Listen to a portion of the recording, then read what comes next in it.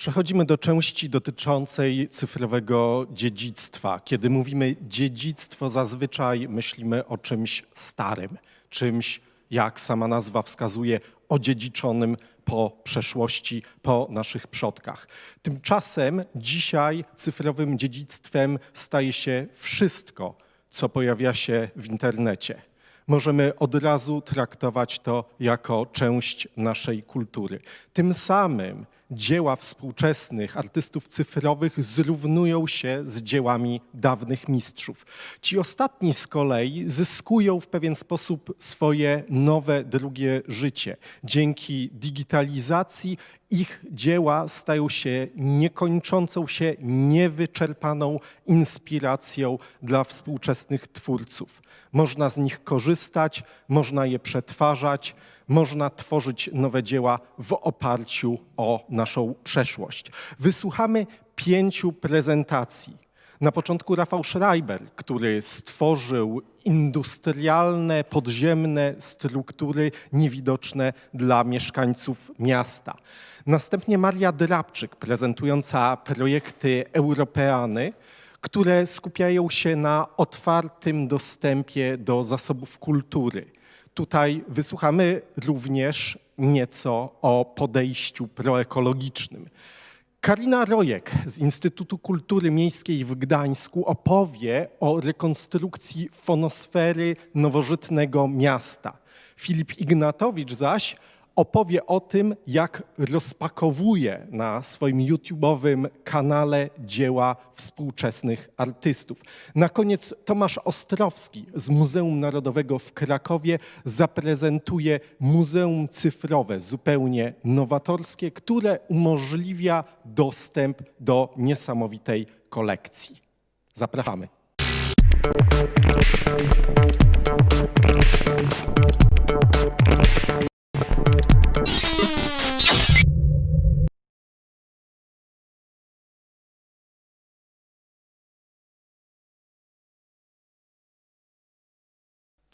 Dzień dobry, nazywam się Rafał Schreiber.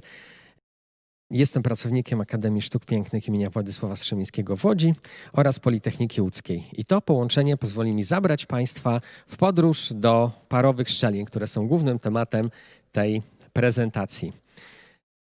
Żeby tam się udać, początek tej podróży zaczął się z połączenia dziedzictwa i poszukiwania poprzez cyfrowe środki i narzędzia odnalezienia tego, co zostało już utracone.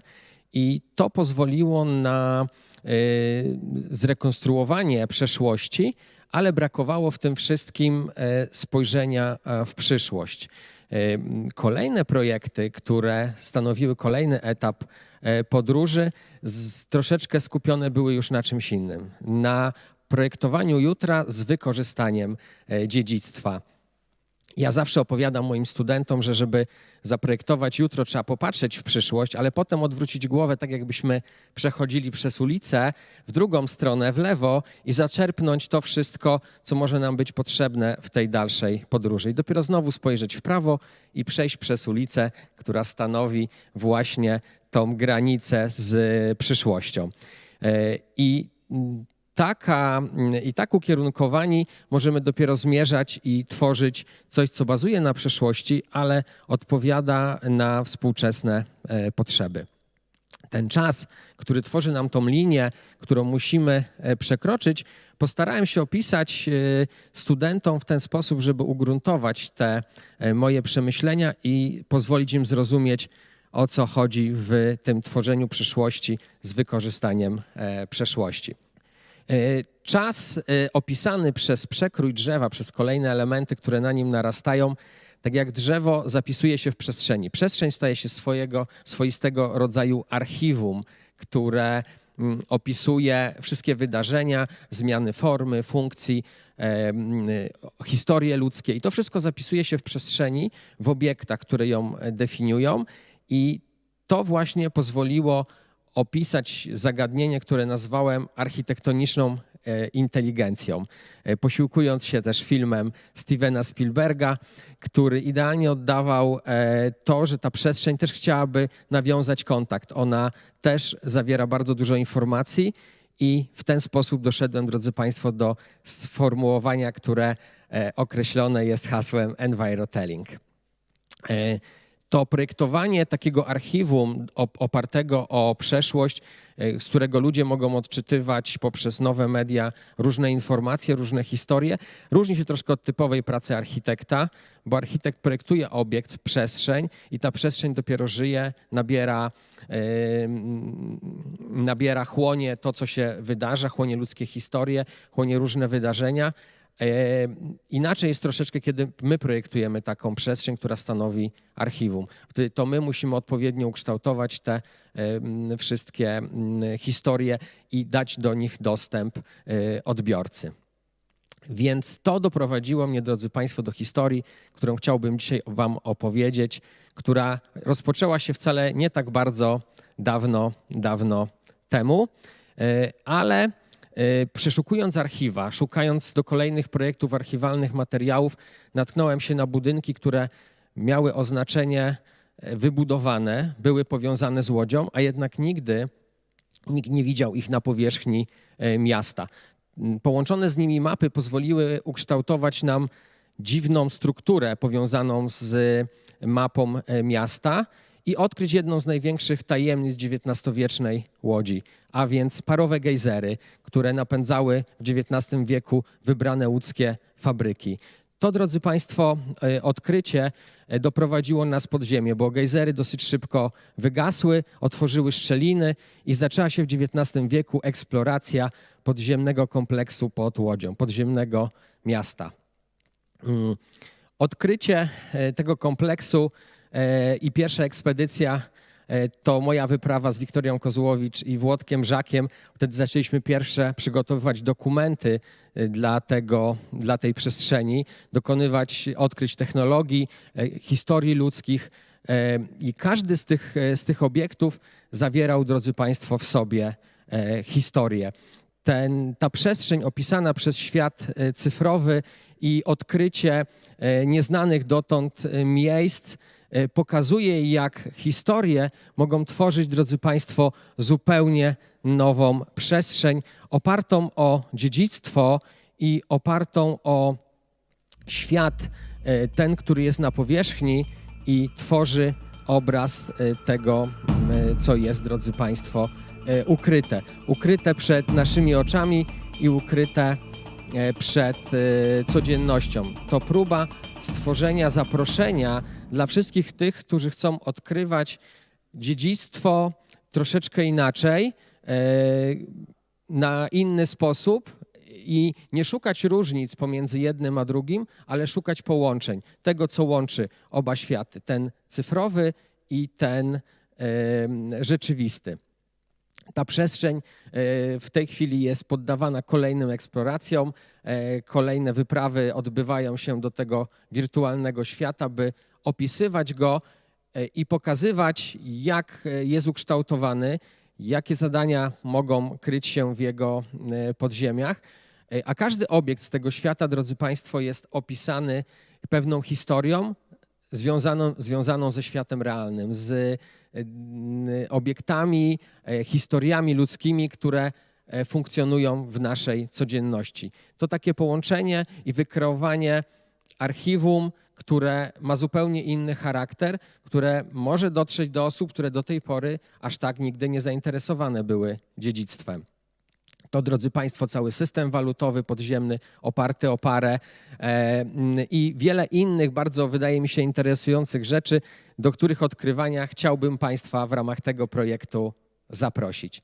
Także bardzo dziękuję. Zapraszam do zadawania pytań. Do zobaczenia w podziemnej Łodzi.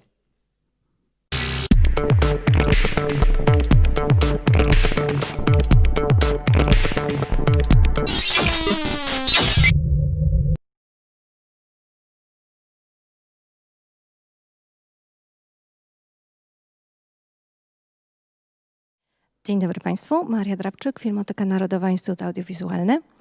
Chciałabym Państwu powiedzieć dzisiaj o jednym z naszych projektów, który w FINA realizujemy już od 5 lat.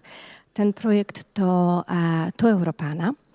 To inicjatywa skierowana dla różnych grup odbiorców, dla edukatorów, dla właścicieli kolekcji, czyli dla takich instytucji jak FINA, dla właścicieli kolekcji archiwalnych, ale też dla twórców. I na tych ostatnich chciałabym się skoncentrować.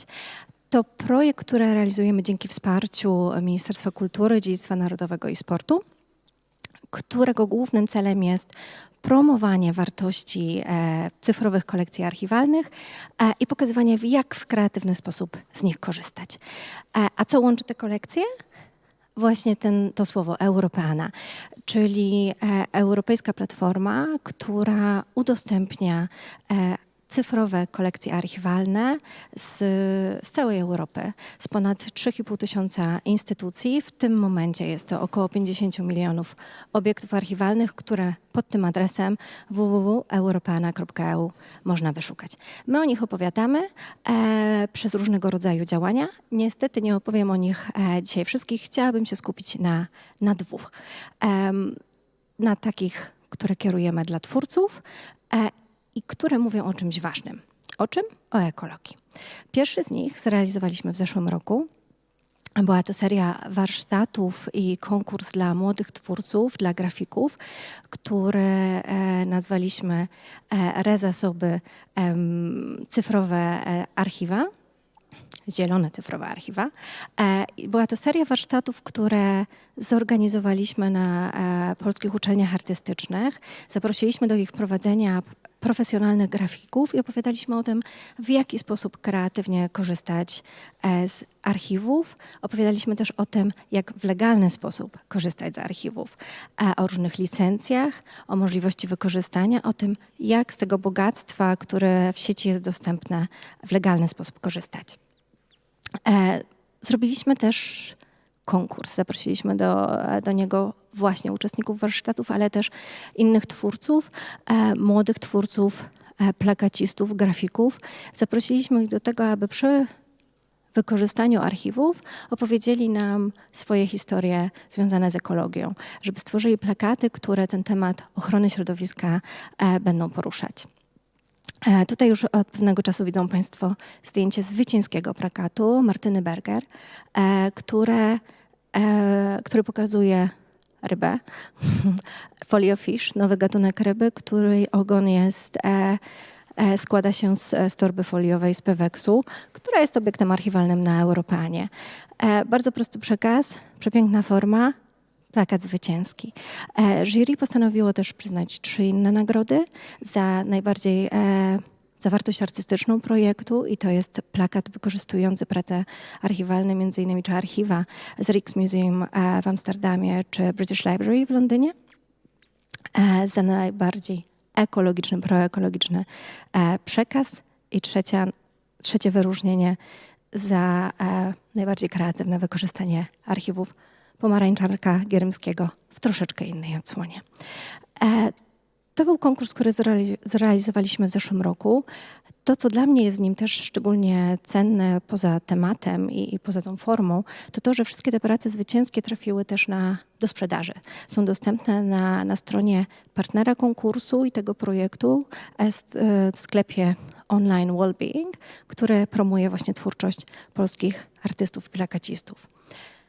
To był zeszły rok. W tym roku postanowiliśmy kontynuować ten wątek ekologiczny i trochę pod innym kątem pokazać w innej odsłonie, jak archiwa mogą być wykorzystywane do właśnie opowiadania ważnych historii, ważnych społecznie historii.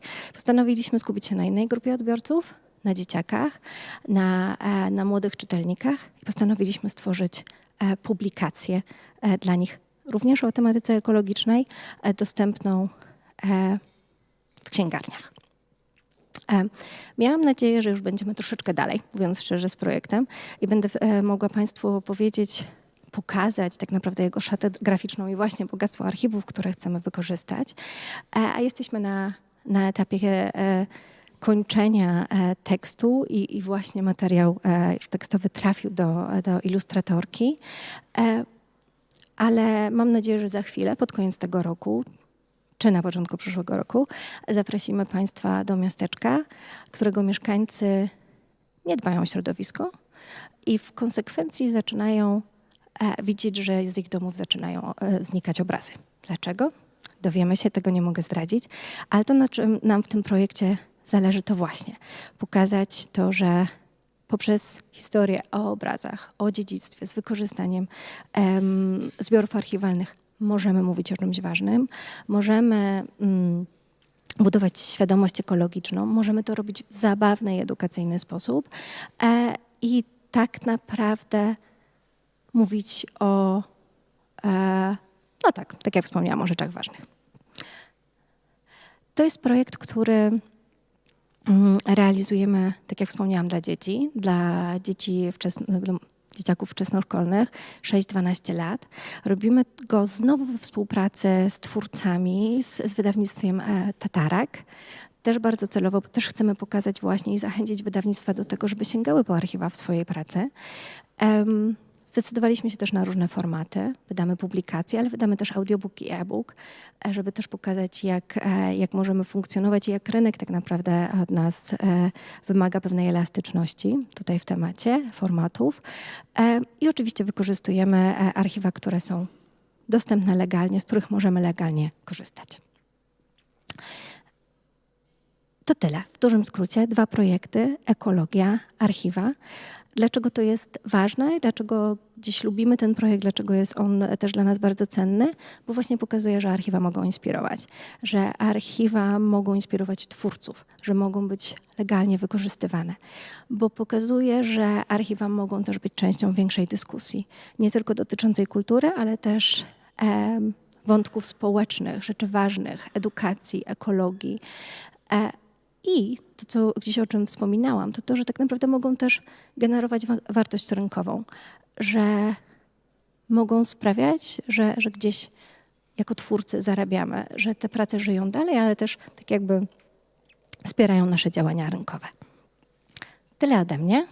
Bardzo dziękuję za Państwa uwagę. Zapraszam do kontaktu i oczywiście zapraszam do zadawania pytań. Dziękuję.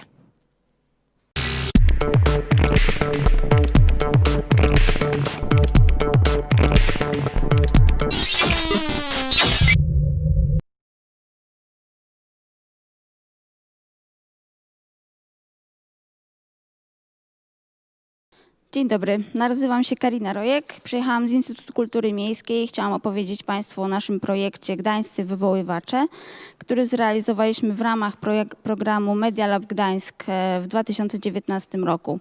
Media Lab Gdańsk to jest taki nasz program, w którym eksperymentujemy, poszukujemy nowych rozwiązań, łącząc kulturę, nowe technologie, media, popularyzując ponowne wykorzystanie domeny publicznej, a pośrednio też w związku z tym, że bazujemy głównie na zbiorach lokalnych, popularyzujemy historię i badania nad tożsamością miasta i jego mieszkańców. W 2019 roku wzięliśmy na warsztat XVIII-wieczne ryciny Mateusza Dajsza, które przedstawiają wizerunki ulicznych gdańskich sprzedawców. Każda z rycin posiada zapis nutowy i tekst ich unikalnych, oryginalnych zaśpiewów, które były takimi sloganami reklamowymi tamtych czasów. Nagraliśmy wszystkie te zaśpiewy, 40 zaśpiewów, co zajęło nam około 6 godzin. Nagrywaliśmy w studiu Akademii Muzycznej w Gdańsku. Podjęliśmy tę karkołomną próbę. Karkołomną dlatego, że o ile zapis nutowy pozwalał nam łatwo odtworzyć melodię tych zaśpiewów, to sam tekst był dość trudny, ponieważ okazało się, że zaśpiewy zapisane są w wymarłym już dialekcie Danziger Platt, który jest fascynującą miksturą języków niemieckiego, polskiego, francuskiego, angielskiego, jidysz i naprawdę nie ma już nikogo, kto mógłby nam powiedzieć, jak faktycznie powinny one brzmieć. Wykorzystaliśmy zatem całą dostępną naszą wiedzę językoznawczą, filologiczną do tego, żeby odtworzyć poszczególne słowa. Organizowaliśmy próby nad jeziorem pod Gdańskiem, gdzie rekonstruktorzy historyczni mogli w spokoju wykrzykiwać owe zaśpiewy. I uważam, że nasza próba się powiodła i zakończyła się sukcesem. Udostępniliśmy zatem wszystkie te zaśpiewy na naszej stronie internetowej na wolnych licencjach i zachęcamy do tego, aby z nich korzystać. Można je pobierać i wykorzystywać w swoich dalszych projektach, badaniach. Żeby nie być gołosłownymi, my również wykorzystaliśmy owe zaśpiewy. Wykorzystaliśmy je na przykład w filmie Gdańscy Wywoływacze, który dostępny jest w serwisie YouTube, który pokazuje, jak uliczni sprzedawcy w XVIII wieku wyglądali, brzmieli i ilustruje owe zaśpiewy w użyciu, że tak powiem.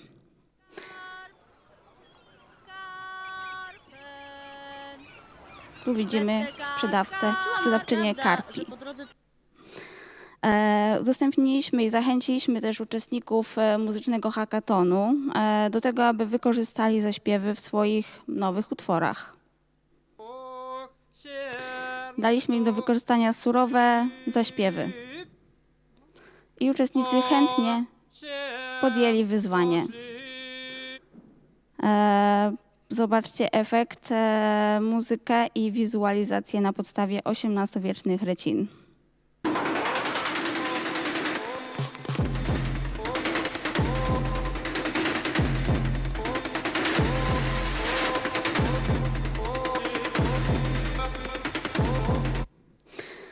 Ten projekt fantastycznie pokazuje potencjał domeny publicznej. Jak wiele różnych projektów może być opartych o jedną zdigitalizowaną XVIII-wieczną rycinę. Właściwie każdy kolejny projekt generuje kolejny podprojekt i właściwie to może się nie kończyć.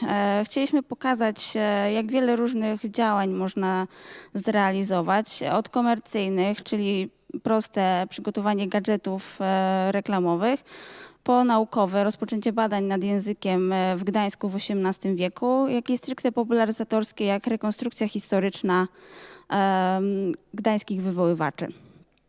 Ale wspaniałym efektem tego projektu jest to, że udało nam się zaangażować bardzo wiele różnych osób z różnych dziedzin, które w swoich dziedzinach podjęły wątek XVIII-wiecznej ryciny i mogą go dalej kontynuować. Czy to jest dziedzina związana z programowaniem, czy z grafiką, czy z wideo, czy z historią sztuki, językoznawstwem, czy muzyką. Każda z tych osób na swoją wzięła tę rycinę i inspirowana nią działa dalej. Uważam, że to jest nasz bardzo duży sukces.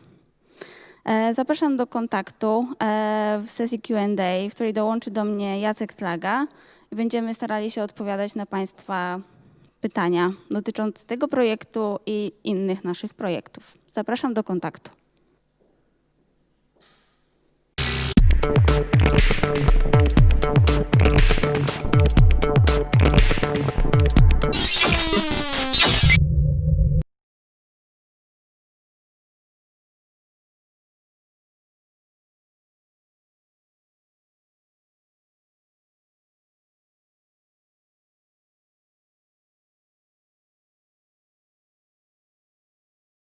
Czołem, nazywam się Filip Ignatowicz, a.k.a. Fignacy. Jestem twórcą wizualnym i reżyserem, a dzisiaj zapraszam Was na moją prezentację pod tytułem Art Unboxing, substytucja kontaktu i doświadczenie sztuki zdalnej w postaci YouTube'owego window shopping. To niezwykle skomplikowany tytuł, ale postaramy się to zaraz zdekodyfikować. Art Unboxing to moja realizacja artystyczna w postaci wideo performance'u publikowanego na YouTubie w odcinkach. Dosłownie jak w tytule, zajmuję się otwieraniem sztuki i niejako staję się takim gospodarzem YouTube'owego show unboxingowego właśnie. Bo sam unboxing jest o tyle ciekawym gatunkiem i nie boję się użyć tego słowa, możemy już śmiało mówić, że unboxing jest gatunkiem, formatem filmowym, co ciekawe wygenerowanym przez użytkowników internetu i głównie spopularyzowanym właśnie na YouTubie. A w tym gatunku chodzi o to, co jest dla niego tytułowe. Chodzi o rozpudełkowywanie, wyciąganie rzeczy z paczek, nagrywanie tego i zamieszczanie online. Najczęściej otwiera się nowinki technologiczne, high-endowy sprzęt, modę. Ja otwieram dzieła sztuki, przedmioty sygnowane przez artystów, gadżety, coś, co mogę sobie skolekcjonować w ramach typu sztuki postkonsumpcyjnej, bo mnie interesuje ta sztuka, która jest zawieszona pomiędzy właśnie dziełem sztuki a produktem. I to nie jest coś, co uważam za pejoratywne, tylko widzę w tym ogromną szansę na demokratyzację rynku sztuki. I dlatego kolekcjonuję te dzieła, które powstały jako wynikowa działania konsumpcyjnego, gdzie konsumpcja, marketing, ekonomia, produkcja stają się metodą twórczą. Kolekcja jest moją metodą do tworzenia tej pracy i w obrębie mojej kolekcji posiadam już bardzo ciekawe zbiory, które otworzyłem. I teraz może zaprezentujmy Raika, Guerrilla Girls, Takashi Murakami, Keith Haring, Koz, Łódź Kaliska, Obey, Shepard Fairey, Funko Pop, Oskar Dawicki, Ai Weiwei, Death by Toys, Christo, Daniel Arsham, Ricky Powell, znowu Koz i Theo Jansen. To jest obecnie kolekcja, ale tego, uwierzcie mi, będzie sporo jeszcze więcej. W moim działaniu posługuję się akcyjnie przejmowaniem tych dzieł sztuki na moment. Rozdzieram, otwieram paczki, zdobywam te dzieła, spotykam się z artystami, czasami robię sobie z nimi selfie, tak jak tu z Ai Weiweiem. Proszę, żeby ktoś coś sygnował. To jest cały taki naprawdę bardzo YouTube'owy proces działania, a sam unboxing jest przeogromną siłą i fenomenem o ogromnej skali. I o skali tego zjawiska świadczy to, że moim zdaniem możemy śmiało zaryzykować, że gdyby zliczyć wszystkie rozpudełkowywania iPhone'a w sieci, to byłoby więcej wyświetleń tych nagrań niż iPhone'ów kiedykolwiek powstało. Dlatego tutaj dochodzimy do tytułowego dla mojego wystąpienia window shoppingu i substytucji. To jest trochę jak jeść cukierek przez papierek, taki flaneryzm galeryjny, konsumeryczny, w którym nie kupujemy, ale badamy, przyglądamy się, cieszymy się blichtrem tych przedmiotów. Żeby zastanowić się jeszcze na chwilę, na moment, czym jest społeczeństwo konsumpcyjne, ja sięgam do definicji filozofa Zygmunta Baumana, w której to wskazuje na to, że społeczeństwem konsumpcyjnym jest ta grupa ludzi, do których w relacje przeniknęły prawa ekonomii, marketingu, PR-u. To są ludzie, praktycznie my wszyscy, którzy funkcjonujemy w habitacie ofert, w habitacie produktów tak długo, że sami stajemy się produktem i ofertą. A unboxing może służyć tej substytucji, żeby ludzie ponownie stali się częścią społeczeństwa konsumpcyjnego. Bo kto w tym społeczeństwie nie konsumuje, przestaje być niejako jego częścią. Zatem ta substytucja sprawia, że możemy się właśnie ogrzać blichtrem produktu. I teraz przechodzimy do doświadczenia sztuki zdalnej. Bo art unboxing właśnie wychodzi naprzeciw wszystkim użytkownikom internetu językiem nie hermetycznym, tylko zrozumiałym dla nich, popularyzuje sztukę, opowiada o sztuce. Bo mi się wydaje, że sztuka nie powinna być czymś ekskluzywnym. Sztuka powinna być inkluzywna. Ekskluzja to jest bardzo brzydkie słowo, bo to znaczy wykluczać, to jest wykluczenie. A ja chcę właśnie tym językiem YouTube'owym zapraszać do uczestniczenia w kulturze i w tej szalonej, momentami ironicznej i zabawnej przygodzie, w jaką ja w moim art unboxingu wyruszam. Mój projekt powstał w 2014 roku. Na początku to miało być jednorazowe wydarzenie na Festiwal Performance. Później rozbudowywałem to przy okazji wystawy doktorskiej na Wydziale Malarstwa Akademii Sztuk Pięknych w Gdańsku. Natomiast minęły aż 2 lata od tej wystawy doktorskiej, nim się zdecydowałem na takie bardzo szerokie upublicznienie tego projektu i wystartowanie z tym na platformę, na którą de facto był tworzony, na YouTubie. Bo dopiero sytuacja pandemii i koronawirus i ograniczony dostęp do kultury stał się przeogromną siłą napędową dla tego projektu. Dzisiaj spotykamy się, żeby rozmawiać o przyszłościach wyobrażonych. Niestety trochę pesymistycznie może wróżę, że kultura będzie miała podgórkę, że kolejne obostrzenia będą wprowadzały trudności z dostępem do kultury. I dlatego od kultury i oferty kulturowej będziemy jeszcze więcej wymagać, żeby w sieci była dużo bardziej realnie obecna i komunikowała się znanym internautom językiem. Tu jest jeszcze ciekawa analogia, takie spostrzeżenie na temat przyszłości z przeszłości. W 2009 roku Zygmunt Bauman napisał publikację Konsumowanie życia. W tym tekście bardzo trafnie zauważa, wręcz przepowiada całą epokę influencerów, vlogerów. Zwraca uwagę na to, że my jako widzowie i ludzie będziemy chcieli zdalnie uczestniczyć w życiach innych. Art unboxing jest tą samą historią, jest tak samo substytucją i pozwala doświadczać sztuki. I dlatego jako YouTuber muszę się tutaj zachować analogicznie do sytuacji i dokonać autoreklamy. Zapraszam was do oglądania mojego projektu pod adresem www.artunboxing.com. To was przekieruje do YouTube'a. Dostępne są odcinki po angielsku, także mam nadzieję, że szeroka publiczność dzisiejszego wystąpienia zechce to obejrzeć. No i na końcu o co mogę was prosić? O to właśnie, o co prosi każdy YouTuber. Subskrybujcie mój kanał, followujcie, kliknijcie dzwoneczek, komentujcie, znajdźcie mnie na Instagramie i mam nadzieję, że kochani, widzimy się w następnym odcinku Art Unboxingu. Śledźcie to na YouTubie, a dzisiaj po tym wystąpieniu ja bym chciał jeszcze szalenie i gorąco zaprosić was wszystkich do zadawania mi pytań, bo z przyjemnością na nie odpowiem i mam nadzieję, że tu się zaraz urodzi jakaś ciekawa dyskusja, a że widzowie tej prezentacji dołączą do grona moich subskrybentów. Dziękuję wam pięknie. Na razie, cześć.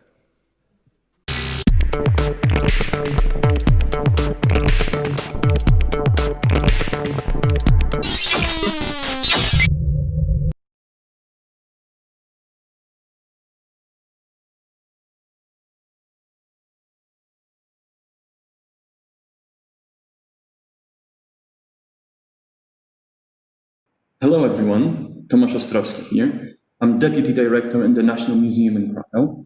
Thank you very much for inviting me. I'm pleased to be part of such an interesting mix and share our experiences and achievements in the digital realm. I've never done this before, so it's new and exciting. We have little time, so let's get down to it. The title is Museum in the Digital World, and it's a common effort, so I thank my teams involved in the preparation of this presentation, from colleagues from digitalization, promotion, and education departments who are listed here below. The goal of this presentation is to give an overview of our digital activities and show a couple of good practices we managed to implement. 2020 is beyond any doubt an extraordinary time, and pandemic posed new global questions and challenges. In this presentation, we will try to tackle some of them.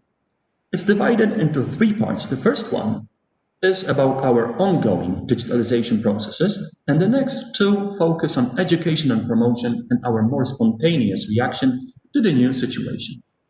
So, in a new pandemic and hopefully soon post-pandemic reality, is online presence becoming a key factor for institutions working with art collections? In my opinion, it's becoming one of the strategic areas. For us, the pandemic was a period of testing of the effects of the huge digitization project DJ Kultury, implemented from 2016 to 19 and funded from European and ministerial funds. Thanks to this one, we modernized our infrastructure and changed our thinking and approach to digitalization. We started with the basics. We equipped our museum with new photographic and lighting gear.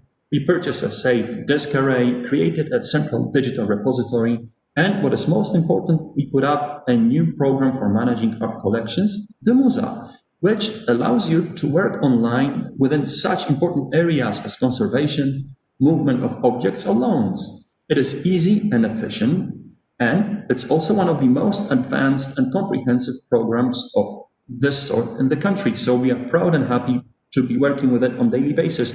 It makes our lives significantly easier. As a part of the same project, we created a new digital platform, zbiorem.pl, with over 130,000 objects to download. What was key for us here was the user perspective and needs. It is simple and intuitive, likable and easy. We have fantastic things on the menu: painting, sculpture, graphics, drawings, photography, textiles, you name it, and it comes in great quality. So come and check for yourselves, you will not be disappointed. Another vital thing and feature for us was openness. As we are working mainly with objects from the public domain, we wanted everybody to enjoy a free access to great art. Now everyone can download high-resolution pictures and do whatever one needs with it. So it is quality at one hand and open approach on the other hand that defines us. I show some statistics here, and because this yielded results, and just 1 year after launching of these 2 platforms, we had 1.3 million hits and achievements that I'm personally very proud of. I move on to promotion and education, and the perspective changes here, because whereas all digitalization had been an ongoing process for some time and embedded in our strategy, changes in promotion and education were forced directly or inspired by the pandemic. When COVID hit, there was a big pressure on museums to maintain contact with the public online. The expectations were pretty high, which put even more pressure on our creative departments. We were not quite ready to deliver quality material straight away. It took us time to adjust and acquire new competences and technical skills. I wish I could tell you it was easy and smooth, but to be honest, it was quite stressful at times, especially because we didn't have money to buy services or support from professional providers and had to do everything in-house. So thank you everybody who was involved in creating this new great stuff. Quite a bumpy road at the beginning, but it paid off. And we managed to come up with interesting things like this online drawing course on Facebook, audiobooks with stories and fables for children, or short videos where we answered questions posed by kids online. I took part in this. It was very fun and interesting. We also introduced online public opinion polls to better understand the needs and expectations of visitors in difficult times. Our aim was to engage the audience as much as possible and to draw them into our world, even though it was online, hence new formats like quizzes, meme contests, and video essays. I'd like to mention that all of these new things that we introduced were not really caused by COVID or triggered by COVID, but precipitated by it.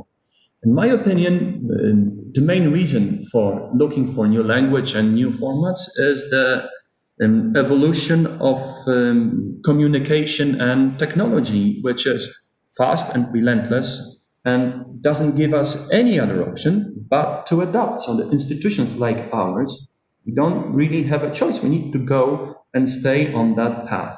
Everything that we did, we would have done anyway, but at a different pace, slower, more gradually, and with better preparation. Fortunately or unfortunately, we had to work under difficult circumstances, but still we managed to come up with some interesting things. What's next for us?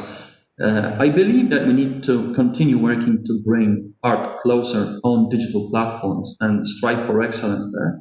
We need to look for new languages and new formats, but as well as we need to find the right balance in online and offline, because not everything can be put online and there is no such a need anymore. We also need to keep our heads open and hope for the best.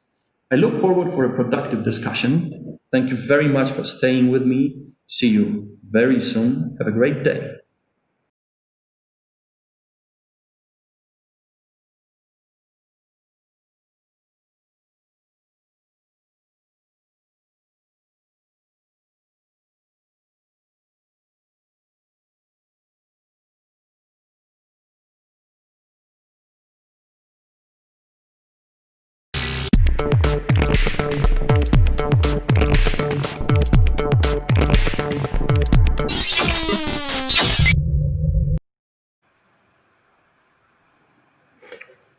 Okay, guys, thank you so much for your great talks. We can start the Q&A session now. First, maybe very general question, just after your talks, maybe a tricky one. What is an archive and what means the word heritage to you in the context of digitization, reuse, new media?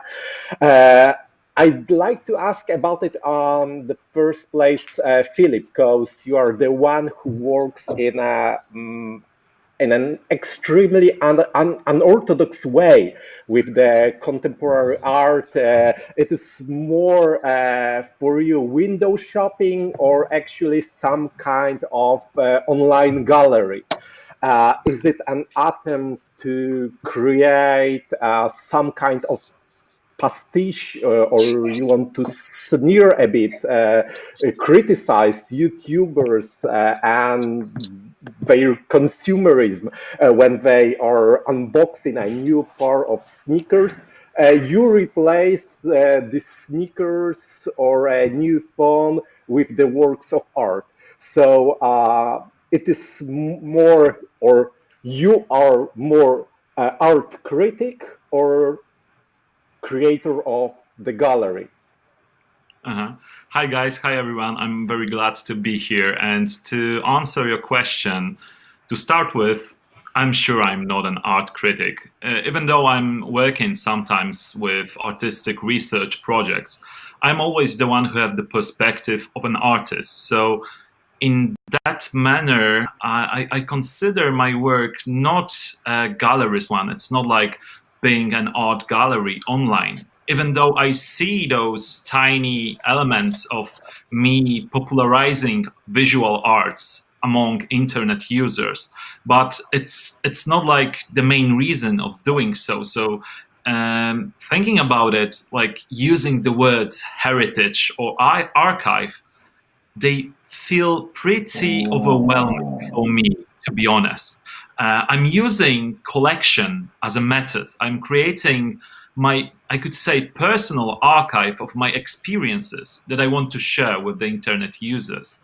And in that manner, I am creating an archive of experiences, of experiencing art, not an archive in the meaning of a sort of collection of art pieces that I want to protect and provide them further, you know? So yeah, it's those words. I feel that they are very overwhelming. And to answer your question, I feel that it's not an irony. It's not criticism. I'm doing something that is very natural for me because I was born in 1990. So like I am really a peer of transformation in our country. So I am one of those children who were, you know, globalized and were participants of global pop culture. So like when internet has spread and YouTube is such a big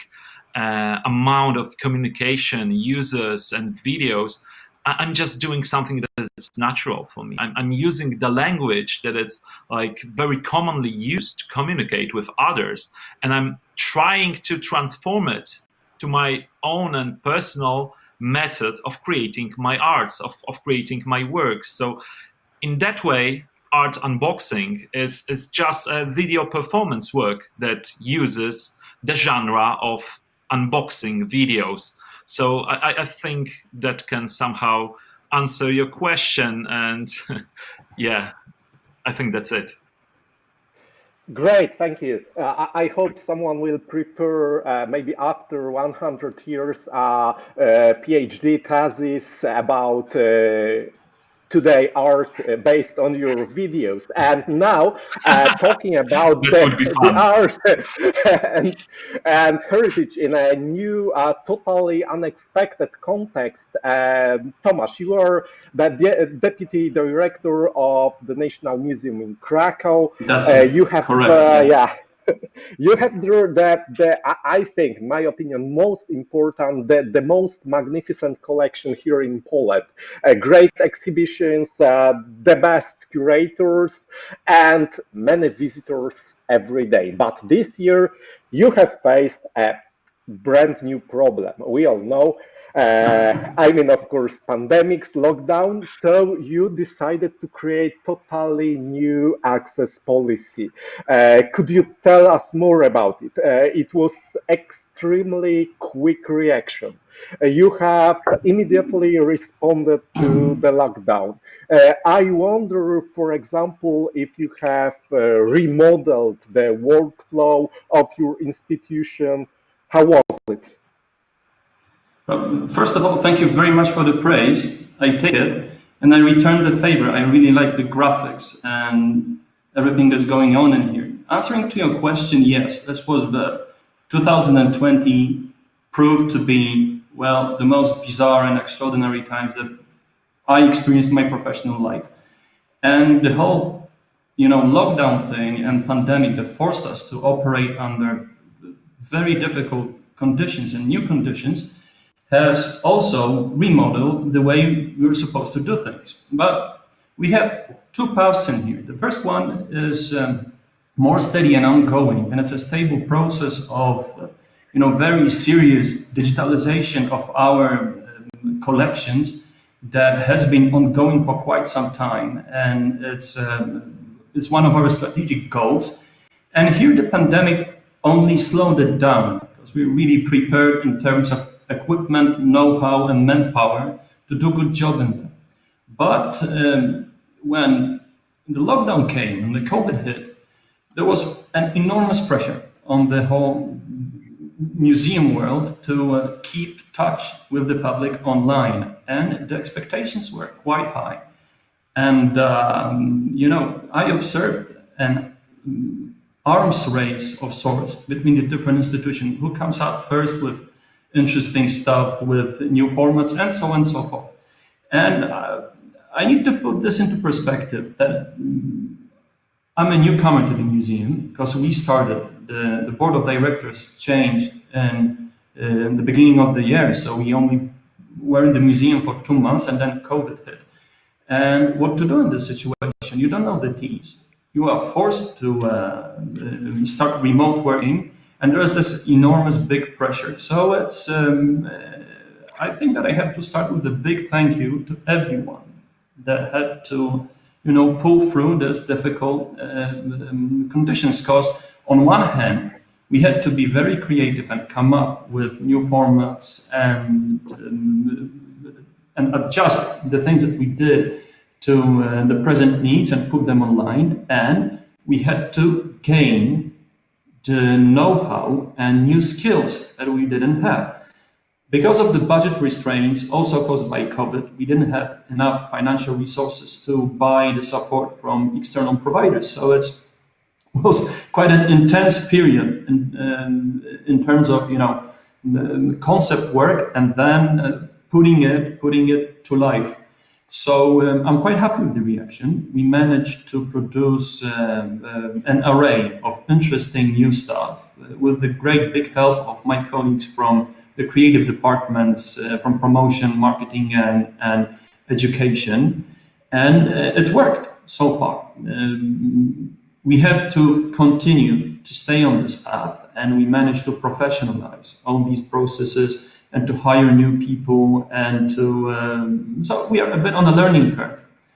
And I think that we answered, under the circumstances, we answered quite well to the great big challenge. And but it's an ongoing story. We're in the middle of it. So I keep my fingers crossed that we'll manage to come up with great stuff in the future as well.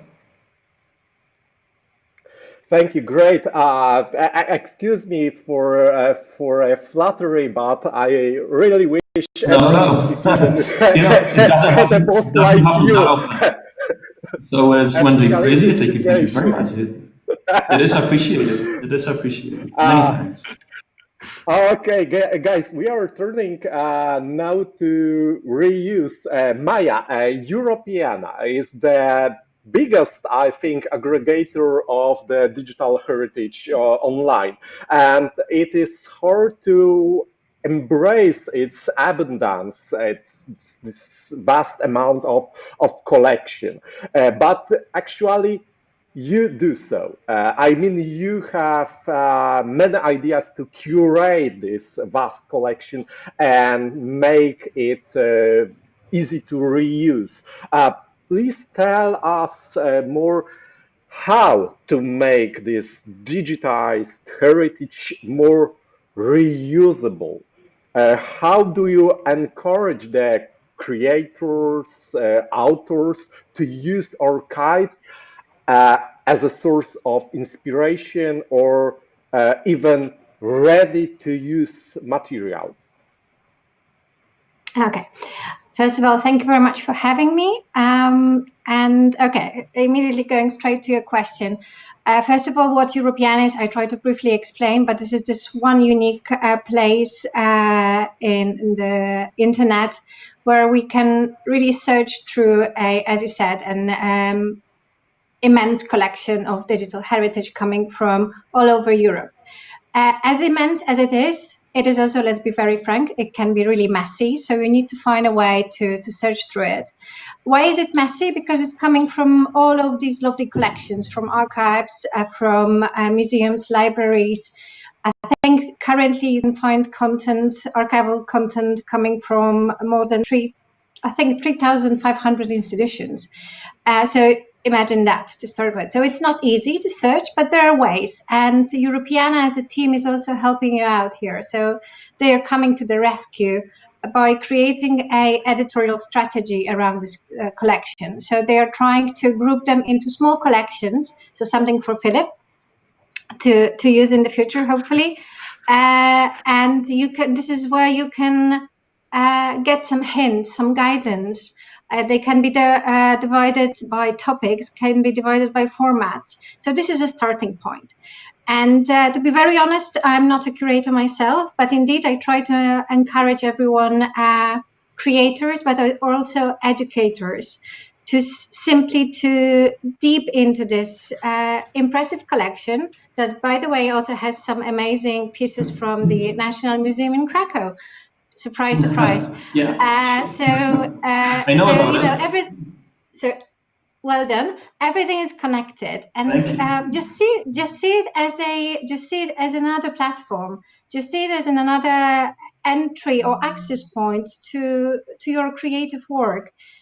Be as a graphic designer and follow the example we tried to bring to life last year, when we invited creators to create posters based on or inspired by archives, or things that we are doing this year when we're working on this book for kids that will be also illustrated by, I think I can already say that, by Agata Krulak, and she's also using the archival collections to do it. So the only thing that you need to be aware of, and this is normally always a discussion killer, is copyright. But I think we are there to help you out and to teach you, if needed, of course, about the collections and the restrictions, licenses, open licenses. I think more and more archival content is being now published and under open licenses. So there is more and more. There are more and more opportunities for you to, as creators, as educators, or simply as users, as the general public, to use it. I hope that was a kind of a clear answer to the question. Okay, continuing this reuse questions, Rafał, I think everyone wants to ask you one general question. Where is the entrance? How to get in there? Okay, hello everybody. I'm glad to be here. In my speech, I suggest that this discovery is real, so that people will start looking for answers to whatever it's really happened.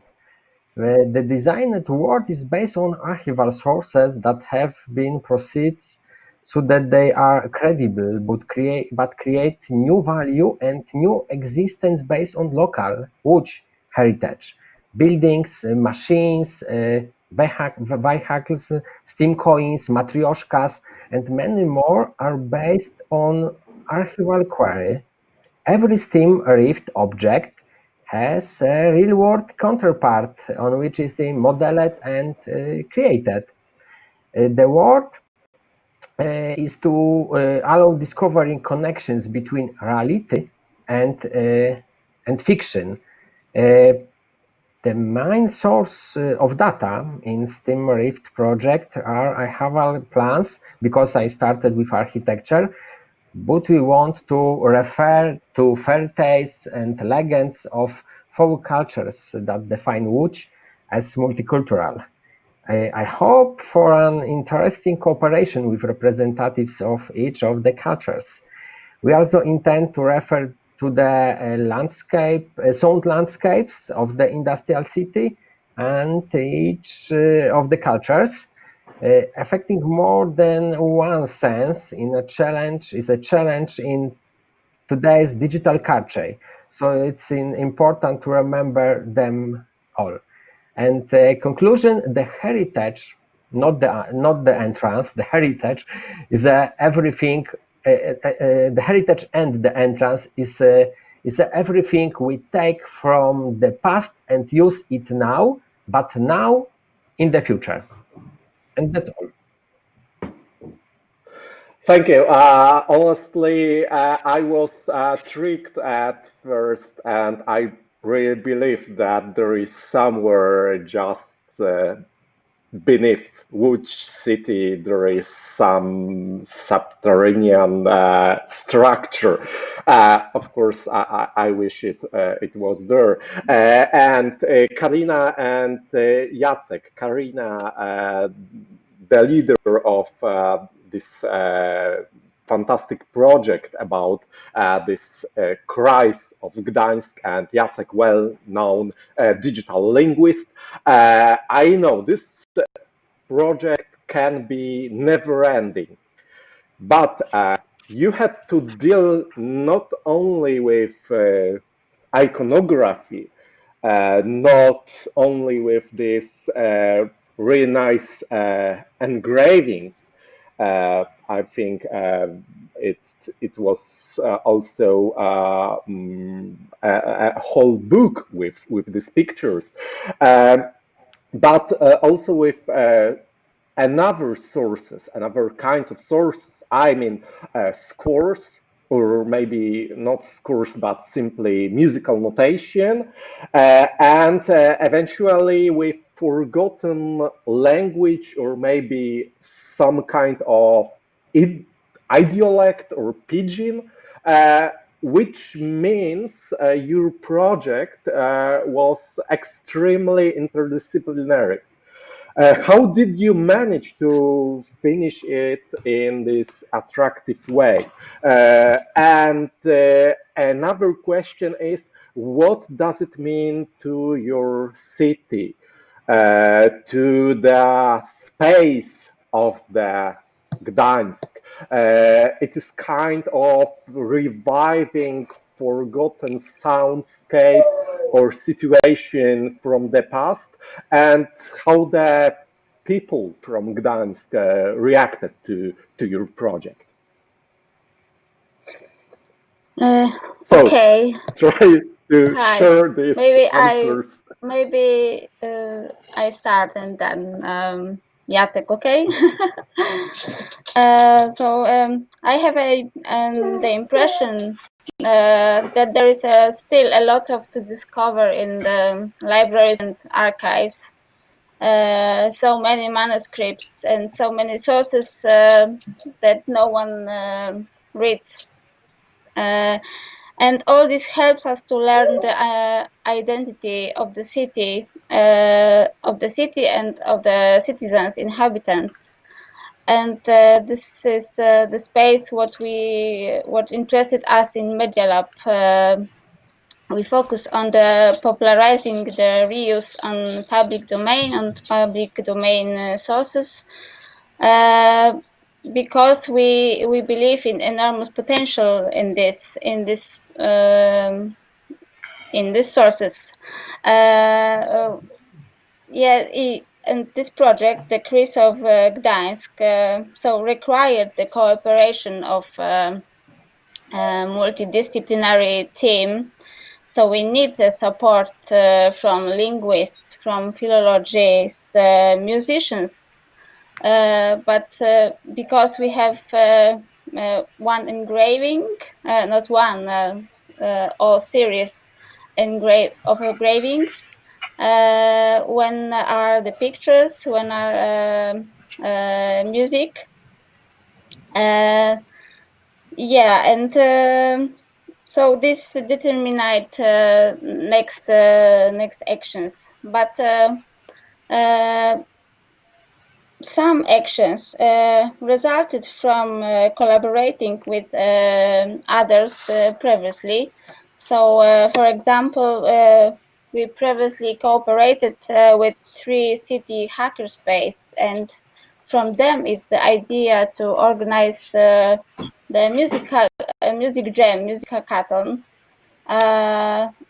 This is our also example for and also confirms that it's worth working in such a multidisciplinary group, but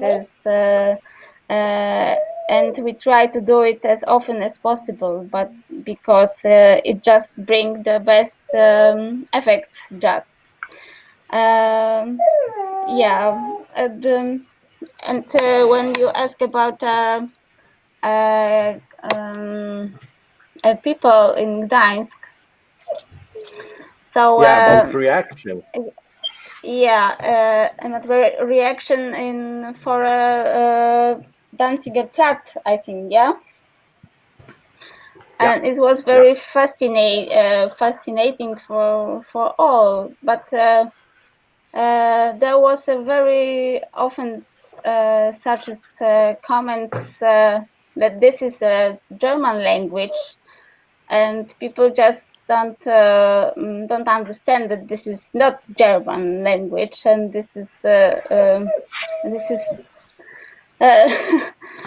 this is difficult to us. We have so many I think comments on Facebook. Yeah. linguistical part maybe is more to Jacek as a linguist. Yeah. Okay, I can take it here. But you mentioned earlier that those drawings, those etchings, consisted of 3 different components: visual one, the musical one, and the linguistic one. So we had specialists for all those elements. So the visual one, the costumes, were covered by the reenactment group, Kompania Kaperska. With the musical notation, it was dealt by our musicologist Alexandra Litvinenko. And I was dealing with this interesting language. And what it really was, it's well, basically it was Low German, and it is a separate linguistic entity than the standard now High German language. This Low German, well, there was a whole continuum from stretching from the West Flanders to Klaipeda. And it was the official language of the Hanseatic League. So until early modern times, it was the official language of Gdańsk. Then, but later it was still the common language of used in everyday situations, like ones depicted on those illustrations. So what it really was, it existed in the very peculiar space, urban space.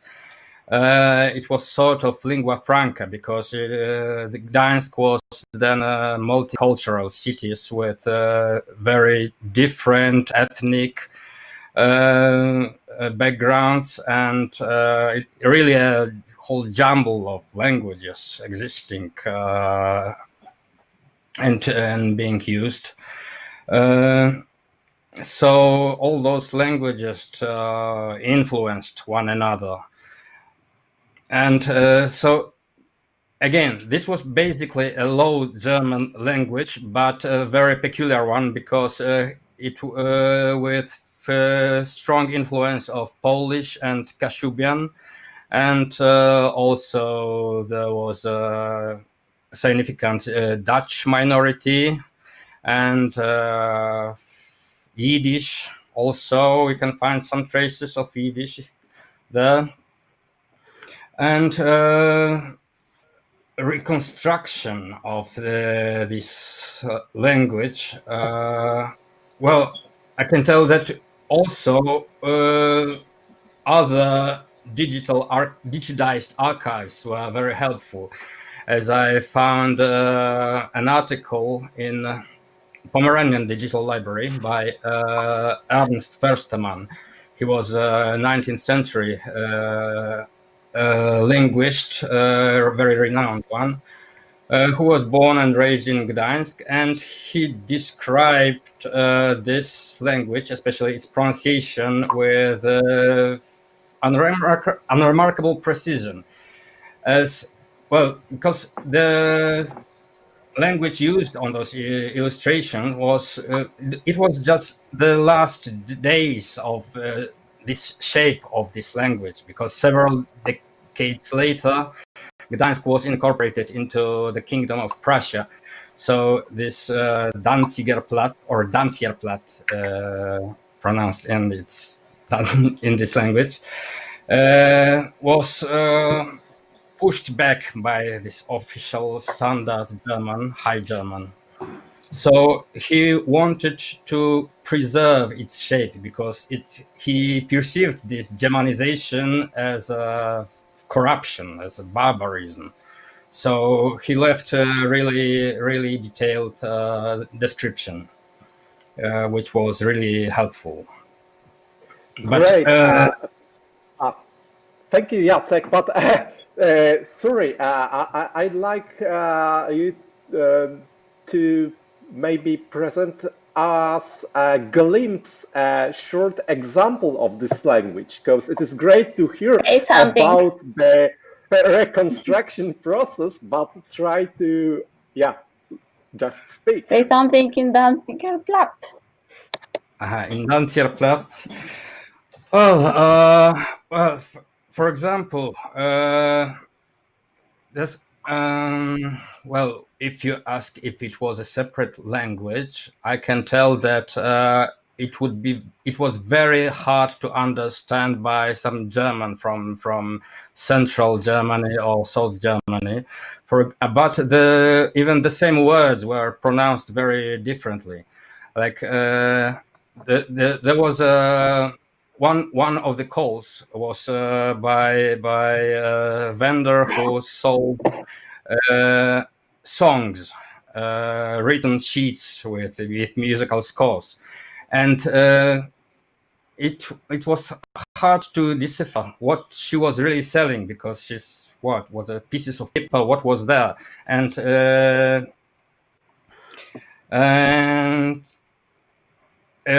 so those. It was called New Songs for Poor Sinners. And German, in standard German, it was Neue Lieder für armen Sünder. And in this Danzierplatt, it was Nie Leder. Not Neue Lieder, but Nie Leder. Also,